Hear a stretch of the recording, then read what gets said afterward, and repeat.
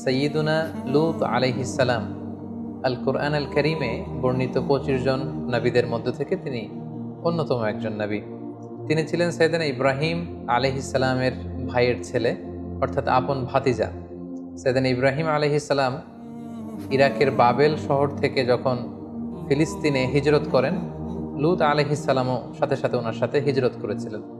এবং তিনিই কেবল একমাত্র মানুষ যিনি বাবেলের অধিবাসীদের মধ্য থেকে তার আপন চাচা সৈয়দনা ইব্রাহিম আল খলিলের উপর ঈমান এনেছিলেন। আল্লাহ তাআলা বলছেন, ফাআমানা লাহু লূত। ইব্রাহিম আলাইহিস সালামের উপর কেউ ঈমান আনেনি, কেবলমাত্র লূত আলাইহিস সালাম ছাড়া। ফাকালা ইন্নী মুহাজিরুন ইলা রাব্বি। আর ইব্রাহিম বললেন যে আমি হিজরত করব আমার রবের দিকে বা রবের আদেশে ফিলিস্তিন ভূখণ্ডে। লূত আলাইহিস সালামও সাথে সাথে ওনার সাথে হিজরত করলেন। পরবর্তীতে কিছুদিনের মধ্যেই আল্লাহ তাআলা লূত আলাইহিস সালামকে নবুয়ত দান করলেন এবং আল্লাহ তাআলা প্রত্যাদেশ করলেন যে হে লূত, তুমি তোমার চাচার সাথে আর ফিলিস্তিনে থাকা চলবে না, তোমাকে নবুয়ত দিয়ে ফিলিস্তিনের পাশেই জর্ডান এলাকাতে আমি প্রেরণ করছি। সেখানে কয়েকটি শহর আছে, তার মধ্যে থেকে অন্যতম শহর হচ্ছে সাদুম শহর বা সাদুম গোষ্ঠী। সেখানে তুমি যে দাওয়াত দিবে। এবং আল্লাহ তাআলার আদেশ পাওয়ার সাথে সাথেই আপন চাচা সৈয়দনা ইব্রাহিম আলাইহিস সালামের কাছ থেকে বিদায় নিয়ে আল্লাহর নবী লূত আলাইহিস সালাম জর্ডানে চলে গেলেন। সেখানে সাদুম সহ আরও 5টি বড় বড় শহর ছিল। কোরআন আল কারীমে এই 5টি শহরের সমষ্টিকে একসাথে আল মুতাফিকা বলা হয়েছে। আল মুতাফিকা শব্দের অর্থ হচ্ছে উল্টানো শহর বা উল্টানো জনপদ। ওই এলাকার লোকদের পাপের কারণে আল্লাহ তাআলা এই 5টি শহরকে একসাথে উল্টে দিয়েছিলেন, এজন্য 5টি শহরকে একসাথে বলা হয় আল মুতাফিকা।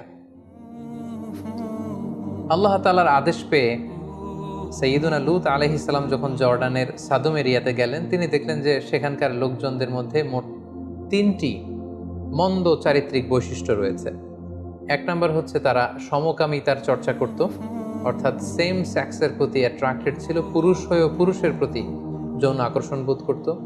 দ্বিতীয়ত তাদের মধ্যে আরও একটি মন্দ বৈশিষ্ট্য ছিল যে তারা ডাকাতি করত, পথিমধ্যে কাফেলাদেরকে আটকিয়ে তাদের সম্পদ তারা লুণ্ঠন করত। আর 3 নাম্বার তাদের যে মন্দ গুণাবলী ছিল সেটা হচ্ছে তারা অশ্লীলতার চর্চা করত। আর এই 3টি কথাই আল্লাহ তাআলা কালামুল্লাহ মাজিদে চমৎকারভাবে উল্লেখ করেছেন। তাদের 3টি ব্যাড অ্যাট্রিবিউটের প্রথমটি ছিল সমকামিতা। আল্লাহ তাআলা বলছেন, ওয়ালুতান ইয ক্বালা লিকওমিহি আতাতুনাল ফাহিশাতা মা সাবাকাকুম বিহা মিন আহাদিম মিনাল আলামিন। তিনি তার কওমের লোকদেরকে বলতে আরম্ভ করলেন যে তোমরা এই অশ্লীল কাজ পৃথিবীর মধ্যে করছো, যেটা পৃথিবীতে এর আগে কখনো কেউ করেনি। ইন্নাকুম লাতাতুনার রিজালা শাহওয়াতাম মিন দুনিন নিসা। তোমরা পুরুষ হয়ে পুরুষদের প্রতি যৌন আকর্ষণ বোধ করছো, তোমরা নারীদের মাধ্যমে সেই ডিজায়ারকে ফুলফিল করতে চাচ্ছ না। বাল আনতুম কওমুম মুসরিফুন, তোমরা তো অবাধ্য এক জাতি। তাহলে এই ছিল তাদের 1 number bad attribute. 2 number bad অ্যাট্রিবিউটের ব্যাপারে আল্লাহ বলছেন, ওয়া তাকতাউনাস সাবিল, তোমরা ডাকাতি করো। 3 নাম্বার হচ্ছে ওয়া তাতুনা ফি নাদিকুমুল মুনকার, তাদের কিছু ক্লাব ছিল, নাইট ক্লাব, সেখানে তারা অশ্লীলতার চর্চা করত। তো সৈয়দুনা লূত আলাইহিস সালাম যখন এই বাজে কোয়ালিটিগুলো দেখলেন, তিনি যে সেখানে দ্বীনের দাওয়াত দেয়া শুরু করলেন। প্রথমেই যেই বিরোধের মুখোমুখি তিনি হলেন যে তারা কোনো ক্রমে এই সমকামিতা থেকে ফিরে আসবে না। তারা সমলিঙ্গের প্রতি যৌন আকর্ষণ বোধ করতো, যেটাকে আমরা ইংরেজিতে হোমোসেক্সুয়ালিটি বলি বা সডোমি বলি বা গে হওয়ার যে কালচার, সেটা তাদের মধ্যে ছিল। এবং কোরআনের আয়াত থেকে আমরা বুঝতে পারি পৃথিবীতে লূত আলাইহিস সালামের কওমের আগে কেউ এই বাজে অভ্যাসের চর্চা পৃথিবীতে কেউ করেনি, বরং সর্বপ্রথম এই পাপ কাজের সূচনা তাদের মধ্যে থেকেই হয়েছিল। সেটা কিভাবে শুরু হয়েছিল তাফসীরে কুরতুবীতে এসেছে যে শয়তান সর্বপ্রথম এই কাজটি করেছিল। লূত আলাইহিস সালামের কওমের লোকেরা যখন চাষাবাদ করত, তখন শয়তান খুবই চমৎকার চেহারার সুশ্রী অবয়বের যুবক অথবা একজন বালকের আকৃতিতে তাদের কাছে আসলো, এসে সর্বপ্রথমে কুপ্রস্তাব দিল। এবং শয়তানের এত সুন্দর চেহারা দেখে তারা অবাক হয়ে গেল। শয়তান তাদেরকে বলল, ছোট্ট বালক বা যুবকের সুশ্রী চেহারা বা অবয়ব নিয়ে তাদের কাছে এসে বলল যে তোমরা যদি আমার সাথে এমন এমন পাপ কাজ করো তাহলে তোমরা অনেক আনন্দ পাবে এবং এই কথা আমি কাউকে বলে দিব না, তোমরা চাইলেই করতে পারো। সর্বপ্রথম তারা কৌতূহল বশত এই সুশ্রী বালকের সাথে এই অপকর্মটা করতে আরম্ভ করলো। প্রতিদিনই এই ছেলেটা আসে, মানে শয়তান এই ছেলের আকৃতিতে আসে এবং তাদের অনেকের মধ্যে এই বাজে স্বভাব শয়তান আস্তে আস্তে ডেভেলপ করতে লাগলো। শয়তান ঠিক ততদিন পর্যন্ত তাদের কাছে আসতে লাগলো যতদিন পর্যন্ত শয়তান নিশ্চিত হলো যে হ্যাঁ, এই অভ্যেসটা তাদের মধ্যে এখন পরিপূর্ণভাবে ডেভেলপ হয়ে গিয়েছে। আমি যদি নাও আসি, তারা নিজেরা নিজেদের মধ্যে এই কাজটি করবে। এটা যখন শয়তান নিশ্চিত হলো, শয়তান তাদের কাছে আসা বন্ধ করে দিল। কিন্তু ইতিমধ্যে তারা নিজেদের মধ্যে এই বাজে স্বভাবটি ডেভেলপ করে ফেলেছে। তখন তারা নিজেরা নিজেদের সাথে এই অপকর্ম করতে আরম্ভ করলো। তাদের মধ্যে যে সুস্থি যুবক বা বালক আছে, তাদের উপর তারা হামলে পড়তো। তারা নারীদের প্রতি যৌন আকৃষ্ট না হয়ে পুরুষদের সাথে এই পাপ কাজ তারা করতে আরম্ভ করলো। সাইয়েদনা লূত আলাইহিস সালাম তাদেরকে এই পাপ কাজ থেকে ফিরে আসার আহ্বান করলেন। তিনি তাদের মাঝে দাওয়াতি কাজ করলেন। তিনি তাদেরকে অশ্লীলতার এই পথকে পরিহার করতে বললেন। তিনি তাওহীদ, রিসালাত, আখিরাত এবং আল্লাহ তাআলার আযাবের ভয় দেখালেন। নৈতিক মূল্যবোধের দাওয়াত তিনি দিতে লাগলেন। সূরাতুশ শুআরাতে আল্লাহ তাআলা বলছেন, ইয ক্বালা লাহুম আখুহুম লূতুন আলা তাত্তাকুন। লূত আলাইহিস সালাম তাদেরকে বলল, তোমরা কি আল্লাহকে ভয় পাবে না? তোমরা কি আল্লাহকে ভয় করো না? কিভাবে তোমরা এই পাপ কাজগুলো করছো?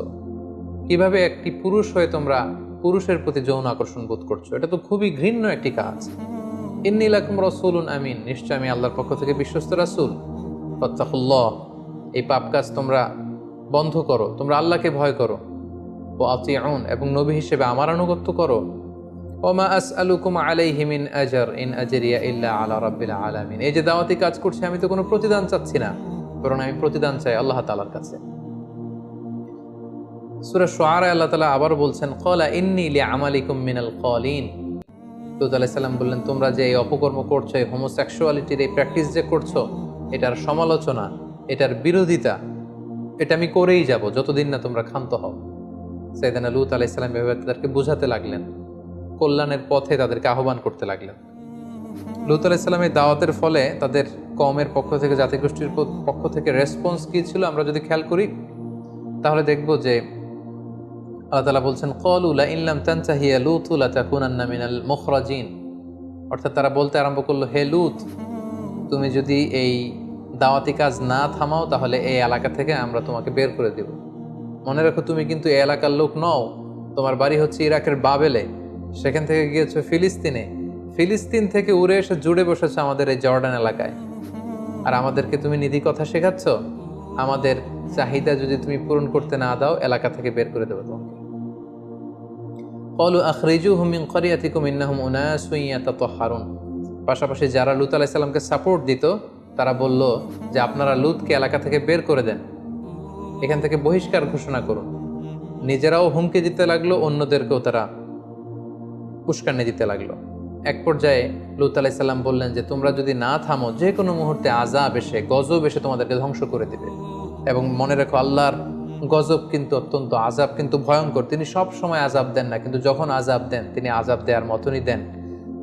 ক্বালু উতিনা বিআযাবিল্লাহি ইন কুনতা মিনাস সাদিকিন। আযাবের কথা যখন লূত আলাইহিস সালাম বলে ভয় দেখালেন, তারা বলল, পারলে আযাব নিয়ে আসো, আমরা এই সমকামিতার চর্চা বন্ধ করব না। তোমার আল্লাহ যদি সত্যি হয়ে থাকে, পারলে আযাব দেখাও। সাইয়েদনা লূত আলাইহিস সালামের স্ত্রীর ব্যাপারে কোরআনে এসেছে, সাইয়েদনা লূত আলাইহিস সালামের স্ত্রী ওনার উপর ঈমান আনেননি, বরং সাইয়েদনা লূত আলাইহিস সালামের স্ত্রী সেই পাপাচারী লোকদের সহযোগী ছিল। সূরাতুত তাহরিম আল্লাহ তাআলা বলছেন, দরাবাল্লাহু মাসালান লিল্লাযিনা কাফারু ইমরাআতা নূহ ওয়া ইমরাআতা লূত। নূহ আলাইহিস সালামের স্ত্রী আর লূত আলাইহিস সালামের স্ত্রী, তাদের দৃষ্টান্ত দিয়ে আল্লাহ তাআলা বলেছেন যে তারা কুফরি করেছে, তারা কাফের নারীদের আদর্শ, তারা বিশ্বাসী ছিল না। আল্লাহ বলছেন, কানাতা তাহতা আবদাইনি মিন ইবাদিনা সালিহাইন। আমার দুজন প্রিয় ভাজন নেককার বান্দাদের স্ত্রী হয়েও তারা ঈমান আনতে পারেনি। ফাখানাতাহুমা, তারা খেয়ানত করেছে। কোন ধরনের খেয়ানত? তারা ঈমান আনেনি। তারা কিন্তু চারিত্রিক দিক থেকে খারাপ নারী ছিল না। অশ্লীলতার সাথে পৃথিবীর কোনো নবীর স্ত্রীরাই জড়িত ছিল না। এখানে খেয়ানত দ্বারা উদ্দেশ্য হচ্ছে, মুফাসসিরিন একরাম বলেছেন, তারা ঈমান আনেনি।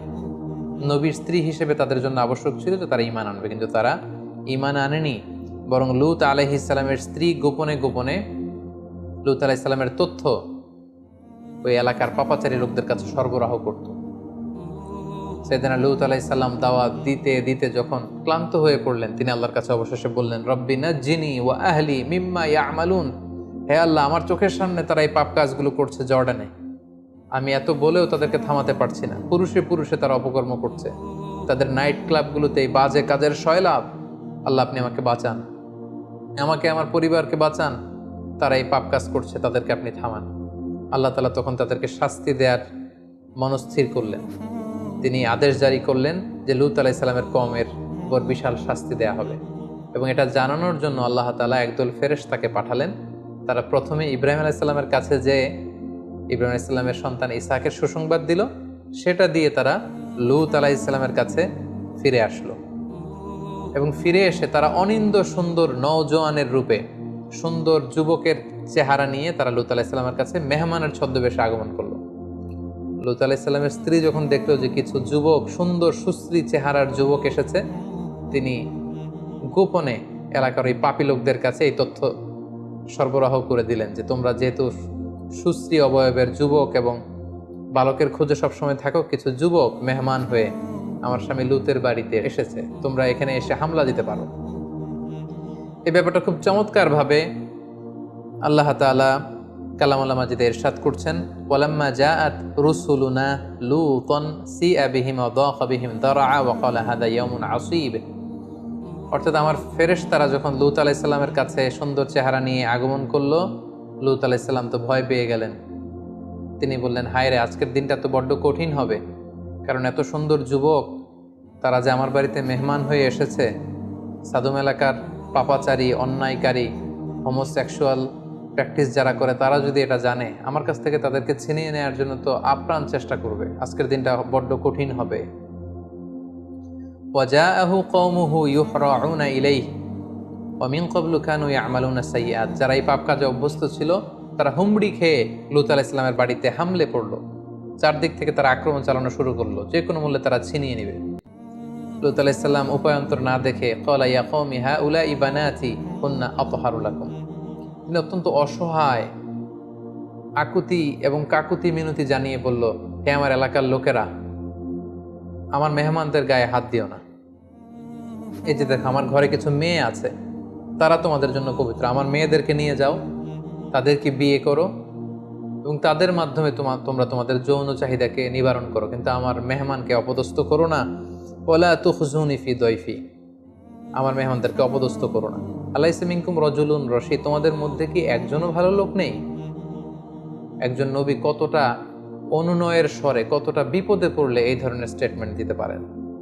ক্বালু লাকাদ আলিমতা মা লানা ফি বানাতিকা মিন হক। তখন এলাকাবাসী বলল, হে লূত, তুমি তো আগে থেকে ভালো করেই জানো তোমার মেয়েদের প্রতি আমাদের কোনো আকর্ষণ নেই। নাউযুবিল্লাহ। ওয়া ইন্নাকা লা তা'লামু মা নুরিদ, আর আমরা যে কি চাই, আমরা কিভাবে আমাদের ডিজায়ারকে ফুলফিল করতে চাই, এটা তুমি ভালো করেই জানো।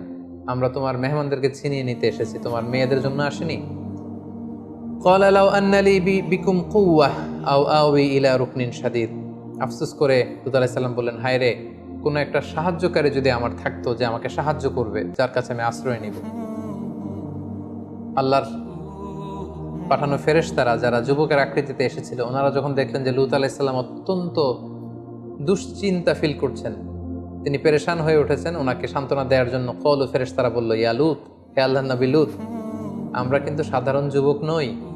ইন্না রুসুলু রাব্বিক, আমরা আপনার রবের পক্ষ থেকে পাঠানো আল্লাহর ফেরেশতা। ওরা তো জানে না, লাইয়াসিলু ইলাইক, আপনি ভয় পাবেন, ওরা আপনারও কিছু করতে পারবে না, আমাদেরও কিছু করতে পারবে না। আমরা এসেছি আল্লাহ তাআলার ঘোষণা শুনিয়ে দেবার জন্য। আল্লাহ তাআলা এই এলাকার উপর আযাব পাঠাবেন, ভয়ঙ্করতম আযাব। ফাআসরি বিআহলিকা বিকিতইম মিনাল লাইল, এই রাতের কিছু অংশ বাকি থাকতেই আপনি সেফ জোনে চলে যান। আল্লাহর আদেশ হচ্ছে আপনি সেফ জোনে চলে যান। ওয়ালা তালতাফিত মিনকুম আহাদ, আর যাওয়ার সময় পিছনে ফিরে তাকানো যাবে না, এটা আল্লাহর আদেশ। ইল্লা ইমরাআতাক, তবে আপনার স্ত্রীকে নিয়ে যেতে পারবেন না। আপনি আর আপনার উপর ঈমান এনেছে আপনার মেয়েরা, শুধু এরাই এলাকা ছেড়ে আপনারা সেফ জোনে চলে যান। ইন্নাহু মুসিবুহা মা আসাবাহুম, আপনার এলাকাবাসীর নসিবে যা ঘটবে, আপনার স্ত্রীর ভাগ্যেও তাই ঘটবে, কারণ আপনার স্ত্রী আপনার উপর ঈমান আনেনি এবং আপনার গোপন তথ্যগুলো এলাকাবাসীর কাছে সে লিক করে দিত, প্রচার করে দিত। ইন্না মাওইদাহুমুস সুবহ, আর আল্লাহর বেঁধে দেওয়া, আল্লাহর ফয়সালা হচ্ছে, আযাবের সময়টা হচ্ছে ফজরের সময়। ফজরের সময় হতে না হতে আযাব নেমে আসবে। আলাইসা সুবহু বিকরিব, ফজর হতে তো বেশি দেরি নেই, তাড়াতাড়ি রাতের কিছু অংশ বাকি থাকতে চলে যান। এই ঘটনা শোনার সাথে সাথে সাইয়েদনা লূত আলাইহিস সালাম ওনার মেয়েদেরকে নিয়ে সেফ জোনে চলে গেলেন এবং আল্লাহ তাআলা আযাব পাঠালেন। আযাব কি ছিল? আযাবের প্রথম ধাপ ছিল সাইয়েদনা জিবরাইল আলাইহিস সালাম এসে পাখা দিয়ে এক ঝাপটা মেরে এলাকার সব পাপীগুলোর চোখগুলোকে অন্ধ বানিয়ে দিলেন। আল্লাহ তাআলা বলছেন ওয়ালাকাদ রাওয়াদুহু আন দাইফিহি ফাতামাসনা আ'য়ুনাহুম ফাযুকু আযাবি ওয়া নুযুর। আমি তাদের প্রত্যেকের চেহারাকে অন্ধ বানিয়ে দিলাম। পাখা দিয়ে জিবরাইল আলাইহিস সালাম এক ঝাপটা মেরে সবাইকে অন্ধ বানিয়ে দিল। ফাআখরাজনা মান কানা ফিহা মিনাল মুমিনিন। আল্লাহ বলেন আমি বিশ্বাসীদেরকে এলাকা থেকে বের করলাম। আর বিশ্বাসী কারা ছিল? শুধুমাত্র লূত আলাইহিস সালাম আর ওনার মেয়েরা। ফামা ওয়াজাদনা ফিহা গায়রা বাইতিন মিনাল মুসলিমিন। একটা মুসলিম পরিবার ছাড়া আমি একটা পরিবারও পাইনি, সেটা ছিল লূতের পরিবার। লূত আলাইহিস সালাম আর তার মেয়েরা সেফ জোনে চলে গেল। আল্লাহ তাআলা বললেন তখন আমি আসল শাস্তি পাঠালাম। সেটা কি? ফাজআলনা আলিয়াহা সাফিলাহা ওয়া আমতারনা আলাইহিম হিজারাতাম মিন সিজ্জিল। আমি এই এলাকার উপরের মাটি নিচের মাটি উলটপালট করে দিলাম। সাইয়েদনা জিবরাইল আলাইহিস সালাম পাখার ঝাপটা দিয়ে সবাইকে অন্ধ বানিয়ে দিলেন। এরপর পাখা দিয়ে পুরো জর্ডানের শহরটাকে তিনি আকাশে তুলে উপর করে ধপাস করে জমিনে আবার ফেলে দিলেন। ফলে নিচের মাটি চলে গেল উপরে, উপরের মাটি নিচে।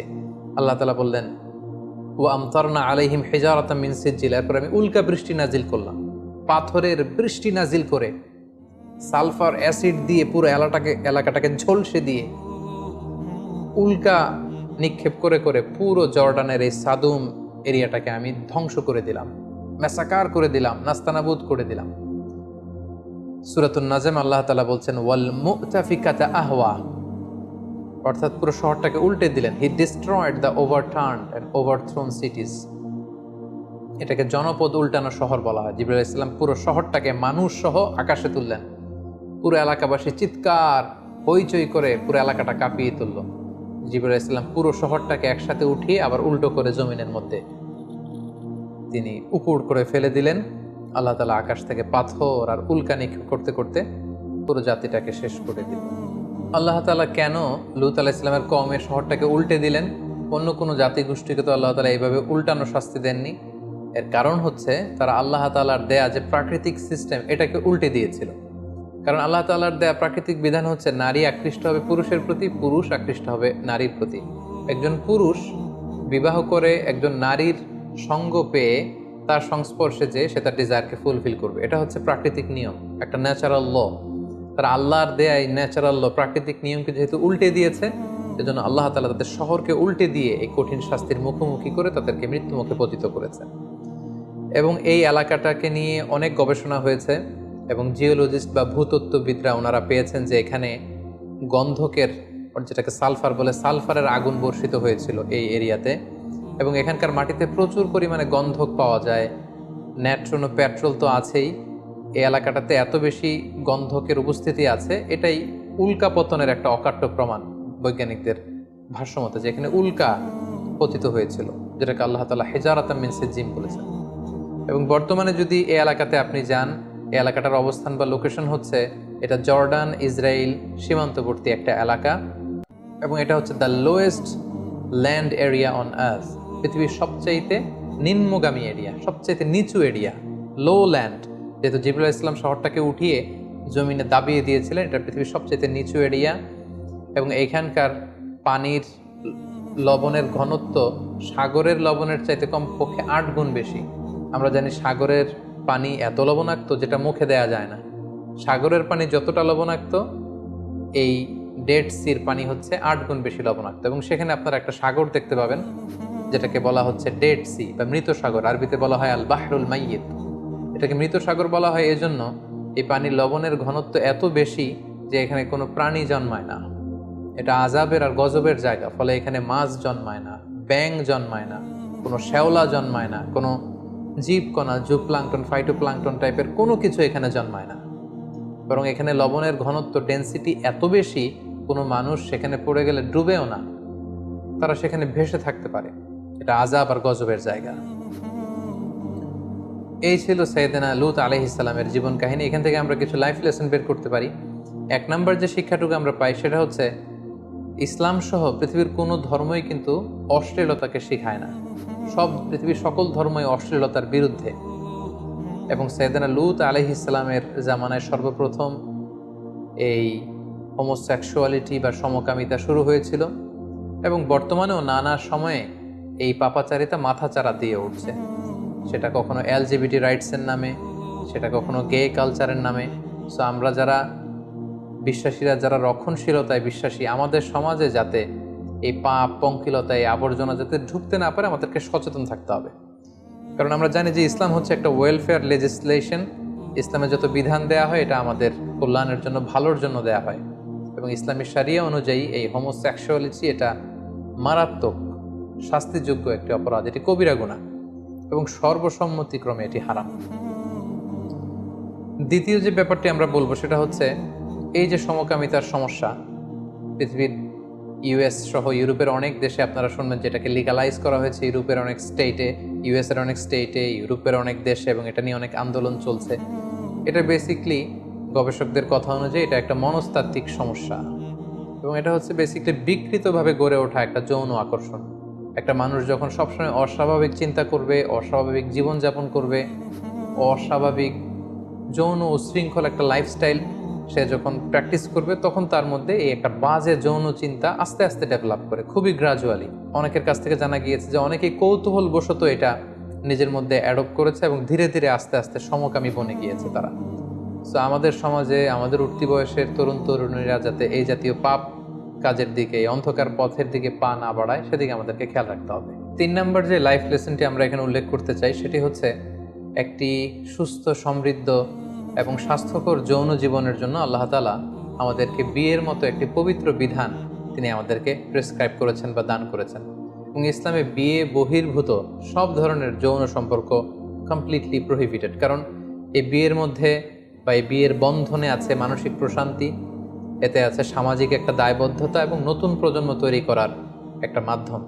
সমকামীদের ব্যাপারে শুধু এতটুকু আমরা বলতে চাই যে যারা এই পৃথিবীতে সমকামী আছে, পৃথিবীর সব সমকামীদেরকে একসাথে করে তাদেরকে যদি একটা স্বাধীন দেশের মধ্যে দিয়ে দেওয়া হয়, যে আপনাদেরকে একটা স্বাধীন দেশ দিয়ে দেওয়া হলো, সেই দেশের লোকদেরকে মাত্র 50 বছর সময় দিলেই তারা নিশ্চিহ্ন হয়ে যাবে। কারণ এখানে কোনো আউটপুট নেই, এই সম্পর্কে কোনো আউটপুট নেই, কোনো প্রশান্তি নেই।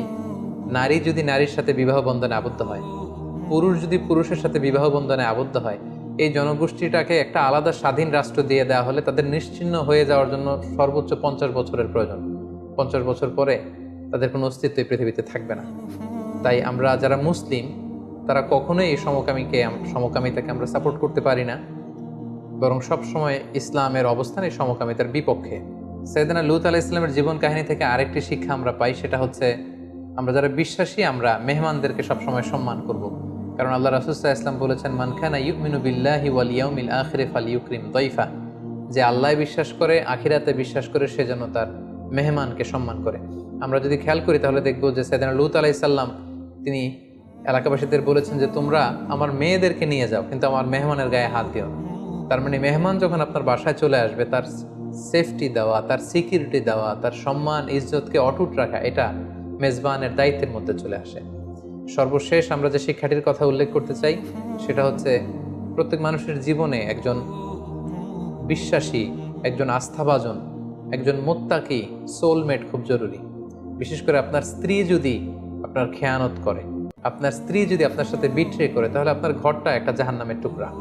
আমরা লূত আলাইহিস সালামের ক্ষেত্রে দেখবো যে আল্লাহ তাআলা এই বড় একটি পরীক্ষা তার জীবনে তিনি করেছেন। লূত আলাইহিস সালাম যদিও তিনি নবী, কিন্তু তার স্ত্রী তার প্রতি ঈমান আনেনি।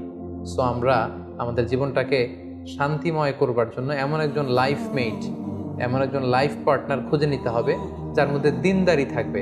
আল্লাহ রাসূল সাল্লাল্লাহু আলাইহি ওয়াসাল্লাম বলেছেন 4টি জিনিস দেখে কোনো নারীকে বিয়ে করা হয়। আল্লাহ রাসূল সাল্লাল্লাহু আলাইহি ওয়াসাল্লাম ইরশাদ করেছেন 4টি জিনিস দেখে নারীদেরকে বিয়ে করা হয়। তার সম্পদ দেখে, তার সৌন্দর্য দেখে, তার স্ট্যাটাস দেখে, আরেকটা হচ্ছে তার দিনদারি দেখে।